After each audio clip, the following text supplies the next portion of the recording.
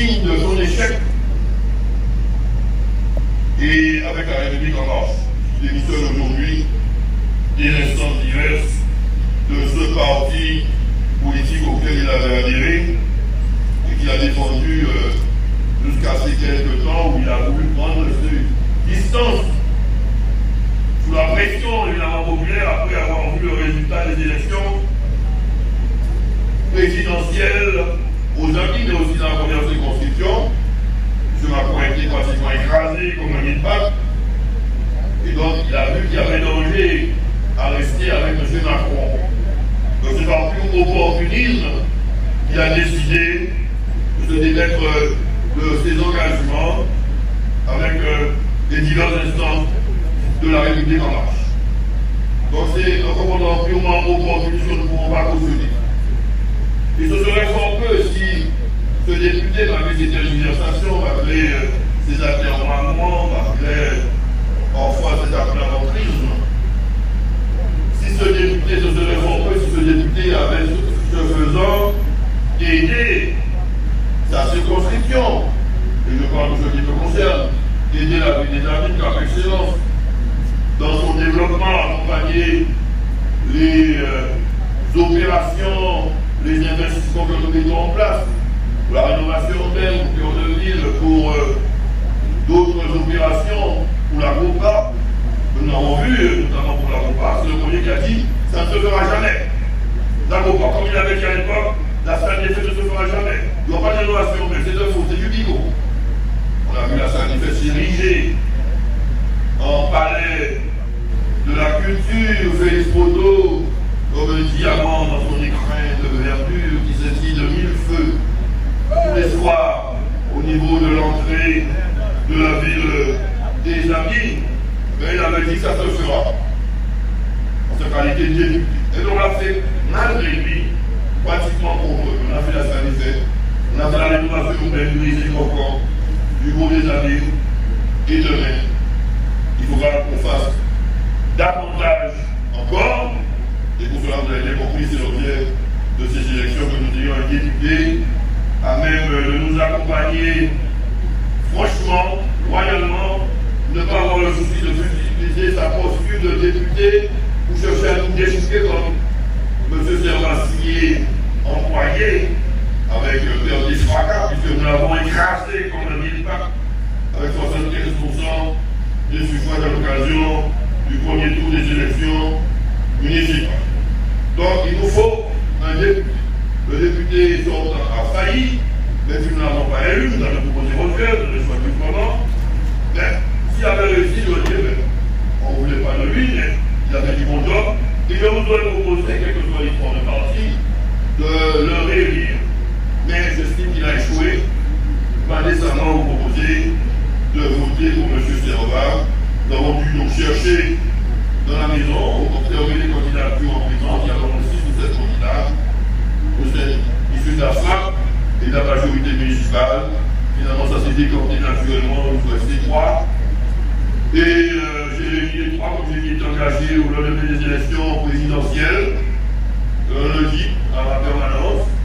Et je leur dis, mais voilà, je dis, rassurez-vous, Elisabeth ne va vous obliger, ne va pas vous aider à vous être candidat. Et si vous voulez être candidat, vous pouvez l'être. Ok? Et donc rassurez-vous, respirez. Je ne suis pas fait cette réunion pour vous dire pourquoi tu ne feras pas candidat, tu n'auras pas le droit d'être, etc.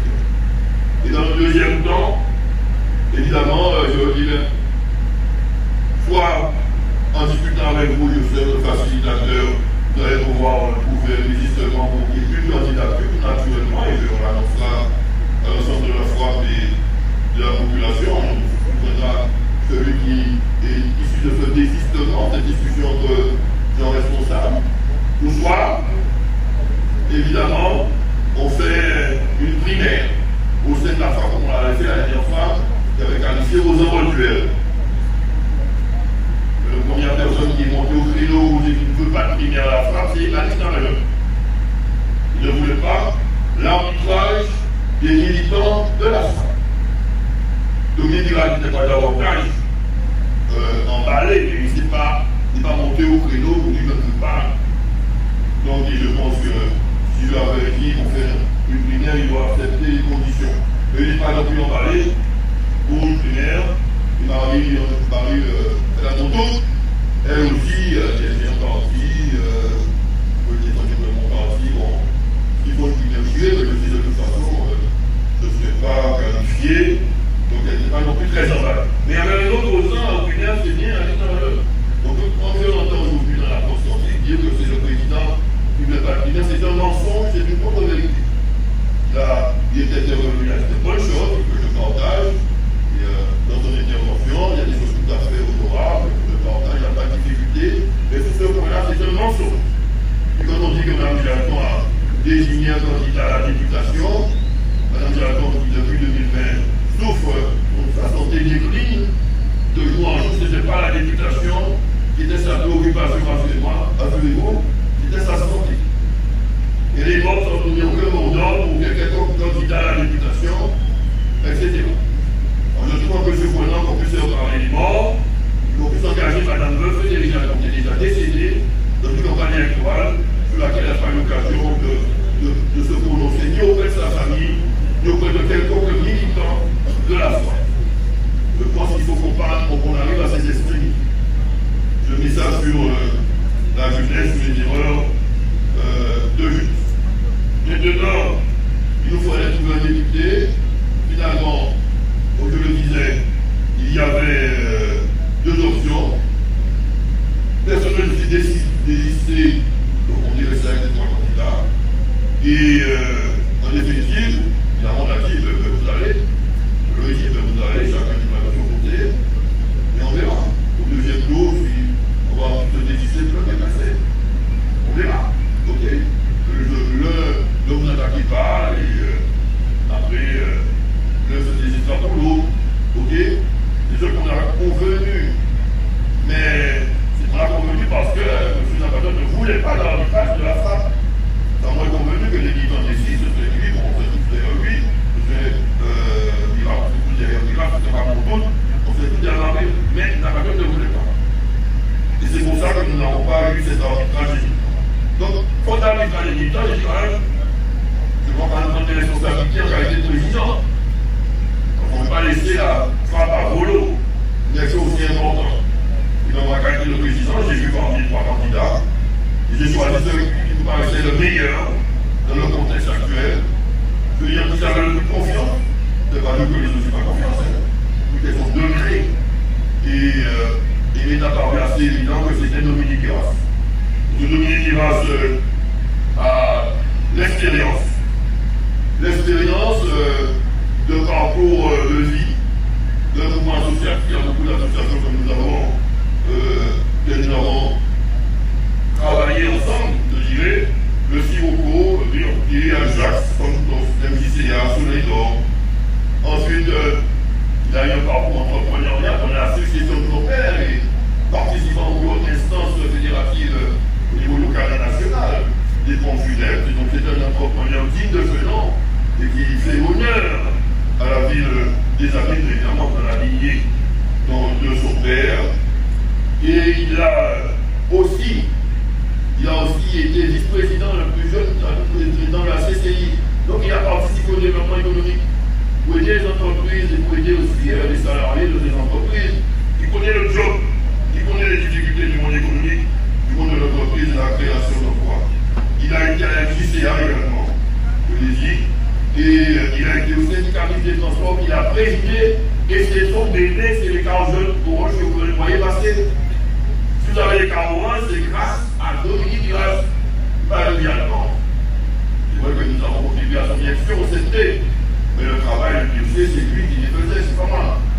Donc c'est son bébé avec son équipe évidemment. Les 40 police, c'est le bébé de Dominique Guéras. Et il est ensuite allé au Cival. Aujourd'hui, en très peu de temps, il a mis en place un projet de traitement et de valorisation des déchets ménagers assimilés. Il va créer des centaines d'emplois dont vont bénéficier les Alimiens, les Léonsiens, les Pointois, mais aussi que nous voulons élargir l'équipe, la famille, le territoire, les habitants du Mont-Lalo et de la Réole. Donc, et évidemment, il a créé avec moi la FAP et Il a été évidemment conseiller municipal au niveau de la ville des Amis, vice-président au niveau de Quartier Silence, jusqu'à maintenant. Donc c'est pas quelqu'un comme ça, c'est la preuve c'est de la confiance, pas la preuve. Bien beaucoup viendront avec des beaux discours, des projets classés, ok, Dieu je suis candidat à finir. Et vous me demandez donc qu'est-ce que vous avez fait dans votre parcours de vie, dans votre parcours professionnel, au sein de la cité, dans votre militantisme au sein des associations. Donnez-moi votre parcours. Et en tant qu'élu, vous l'avez été, quels ont été vos résultats? C'est ce qu'il faut poser aux candidats avant de les élire. Sur des beaux programmes que tout le monde peut faire, donner un candidat à faire de beaux programmes, il le fait, mais il vaut mieux demander aux candidats ce qu'ils ont fait concrètement pour mieux les juger et appréhender leurs candidatures. C'est un député assurément de proximité et de dossier. Il a le soutien pratiquement de toute la majorité municipale, nous sommes 39. Je ne sais pas combien il y a d'abord des candidats, il y a sous départ, il y a beaucoup de candidats sous départ. Marie-Camille Fournier soutient la ligne du PS, il soutient l'autre. Bon, autrement, voilà, il y a Chico Jovit qui doit rester là pour faire le lien entre les candidats pour éviter des débordements. Autrement, tous les autres soutiennent Dominique Guirasse. Donc c'est une immense majorité de la majorité municipale qui soutient Dominique Guirasse. Et évidemment, l'immense majorité des militants de la soirée. Toutefois, je lance un appel à quelques militants égarés dans des stratégies plus ou moins personnelles. Un quart d'heure de militants, je ne vais pas nommer leur nom, pour inciter à l'esclavage d'être candidat et aller à l'encontre du choix du leader que je suis. Et il prend cette responsabilité avant à lui-même. Et je les pourfends très officiellement parce qu'ils mettent du désordre à la fin. Donc j'ai pris des années avec de l'ordre et c'est aussi que nous ayons une équipe qui réalise près de 75% des suffrages au niveau de la ville des Amis. Donc ils vont porter cette responsabilité s'il y a des problèmes au sein de la forme. En tout cas, ils avaient trop tard pour bien faire. Je demande à ces militants égarés de rejoindre très rapidement la grande maison de la forme. Nous devons nous disperser, nous devons nous mobiliser dès le premier tour. Dès le premier tour. Tous les frappistes, frappeurs, frappeuses doivent se mobiliser dès le premier tour pour être sûr que nous soyons en tête d'un premier tour. L'adversaire se débat comme un diable en bénitier. Il est partout, il fait tout ce qu'il peut, il fait toutes sortes de démagogie, par exemple, à Montalo, à Pointe-à-Pied, aux amis, pour chercher à rester, à garder la tête au-dessus de l'eau. Alors, nous devons nous rassembler pour qu'il n'y ait aucune chance de refaire surface. Alors, je vous invite donc à la discipline, à aller chercher vos amis qui se sont égarés dans des stratégies individuelles. À l'État-major, c'est une stratégie comme individuelle. Vous écoutez sur Constantine, il veut créer son parti. Moi, je reste à la fin président de la forme. Il veut créer un parti. Il veut créer un parti parce qu'il a trouvé de personnalités plus son ombrage. Donc il faut créer un parti à son image pour qu'il puisse exister davantage politiquement. C'est pas très sérieux ça. C'est pas une stratégie de collective, d'équipe. Et donc je pense qu'ils empruntent un mauvais chemin parce qu'il est mal conseillé et mal entouré par quelques militants de la FAP. Et je vous invite à lui parler pour lui dire de changer de stratégie. En tout cas, je vous invite à suivre mon choix puisque on ne voulait pas du choix des militants.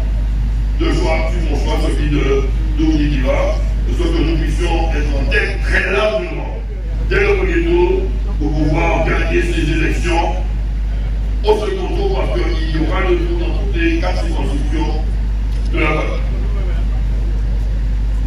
Et que ceux qui sont pressés de prendre la place, parce que j'entends beaucoup de choses depuis les élections municipales et régionales, que ceux qui sont pressés de prendre ma place, on annonce même que je suis malade, que je suis très gravement malade, je suis condamné à mort, je suis très moins à vivre, etc. Je suis là en 2026, donc il faut préparer la relève. Ce sont des adversaires, des ambitieux, des complotistes. Il faut courir ces bruits. Parce que je suis en train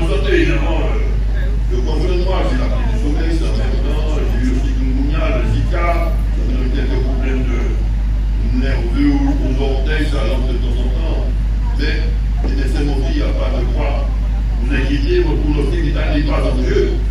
Je suis encore bien vivant, un peu d'hypertension aussi, que je souhaite aussi au bout de tous les matins. Ok? Ça, c'est l'exercice. Ici, c'est un bon régime pour perdre un plus de 5 kilos, pour être plus en forme. Je ne dis pas de cancer, je ne dis pas de sida, je ne dis pas de Covid, je ne dis pas de cancer. Je n'ai aucune maladie mortelle. Alors que ceux qui sont précisément disparaissent, de vous en préoccupez pas de la santé, comme dirait le général de Gaulle, rassurez-vous, je ne manquerai pas un jour de mourir. Ok? Mais pour l'instant, je suis encore bien vivant. Et en 2026, je serai encore davantage si Dieu le veut, pour continuer le combat. Parce que nous avons pris 2 ans de retard, je vous rassure que je remplis avec l'équipe, une équipe consolidée et renouvelée, pour continuer le combat, pour faire marcher vers l'excellence, la vie des amis des Cap Excellence, avec notre député Dominique Guirasse. Voilà, j'ai pratiquement terminé mon tour de page et je termine en disant qu'il faut se mobiliser pour Dominique Guirasse dès le premier tour et que nous arrivons peut-être, je l'ai déjà dit, et que le deuxième tour nous puissions consolider cette belle victoire. Nous avons les moyens, nous devons le faire, aller chercher ceux et celles qui se sont égarés et nous fêterons la victoire, une double victoire. Nous n'avons pas pu fêter à cause du Covid, n'ont pas pu fêter les élections municipales. Donc, dès le lendemain du deuxième tour des élections présidentielles, nous convoquons à ça pour de la simplement à pour le Bourret, tous les sympathisants, tous nos alliés du Mont-Malo, de Pointe-à-Pied, de Marianne, pour faire en sorte que nous puissions faire une grande fête pour fêter notre victoire municipale, mais aussi notre victoire aux élections législatives, parce que assurément, j'en suis convaincu, nous porterons Dominique Guirasse à l'Assemblée nationale, de sorte qu'il puisse porter haut et fort la voix de la vie des amis, la voix de Cap Excellence, la voix de la première circonscription de la Guadeloupe, du Mont-Malo, de Pointe-à-Pitre, de Marianne, et que nous puissions porter les espérances de ce peuple le plus loin possible, mis ensemble sur les routes sinueuses, étroites, escarpées de l'avenir, avec Dominique Guirasse, convaincu que nous avons une marche de l'excellence à continuer, convaincu que nous avons une responsabilité historique à porter les amis le plus loin que possible, Cap Excellence le faisant, et aujourd'hui en embrassant Mont-Malo et Marianne, la première circonscription, porter cette espérance, cette équipe, cette dream team que nous constituons, qui sera désormais renforcée par Dominique Guirasse le plus loin que possible, aussi loin que l'horizon. Merci.